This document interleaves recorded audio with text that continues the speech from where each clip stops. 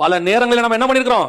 Misuse பண்ணிருக்கிறோம். கர்த்தர் கொடுத்த ஆசீர்வாதத்தை, கர்த்தர் கொடுத்த மேன்மையை, கர்த்தர் கொடுத்த பணத்தை, கர்த்தர் கொடுத்த நேரத்தை, கர்த்தர் கொடுத்த குடும்பத்தை, கர்த்தர் கொடுத்த எவ்வளவு ஆசீர்வாதங்களை மிஸ்யூஸ் பண்ணிருக்கிறோம். அது இருக்கிற வரைக்கும் நமக்கு என்ன தெரியல? மேன்மை தெரியல. கர்த்தர் சொல்றாரு எடுறா வேலியன்ட்டாரு. நீங்க ஆண்டவரை பத்தி ஒன்னு புரிஞ்சுக்கணும். ஆண்டவர் வேலி அடைச்சும் தன் அன்பை காட்டுவார், வேலியை எடுத்தும் தன் அன்பை காட்டுவார். அதுவும் அவருக்கு தெரியும். அதாவது அப்பா தோல் மேல பிள்ளைய போட்டுக்கிட்டு நீங்க பார்த்துருப்பீங்க, தூங்க சொல்லிவிட்டு தட்டிக்கிட்டே இருப்பாரு, இல்ல அம்மா தட்டிகிட்டே இருப்பாங்க.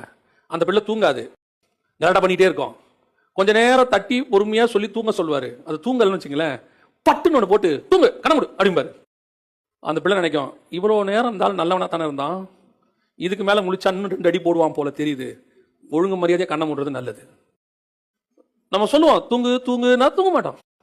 இது சாப்பாடு ஊட்டும் போது நடக்கும், நீங்க பார்த்துருப்பீங்க. கொஞ்சம் வாயத்தோர ஆடிக்கிட்டே இருக்கும் மண்டைய, பட்டீர்னு ஒன்று போட்டோன்னா ஆணு வாய திறக்கும்ல, போட்டு சிமெண்ட்டை போட்டு மூடி. அப்பதான் அதுக்கு தெரியும் அடிக்க வேற செய்வாங்க போல இவனுங்க, நம்ம அன்பா இருக்கிறதுல இவனுங்களை நம்ம மிஸ்கைட் பண்ணிட்டோம், இவனுங்க ரொம்ப நல்லவங்கன்னு நினைச்சிட்டோம்.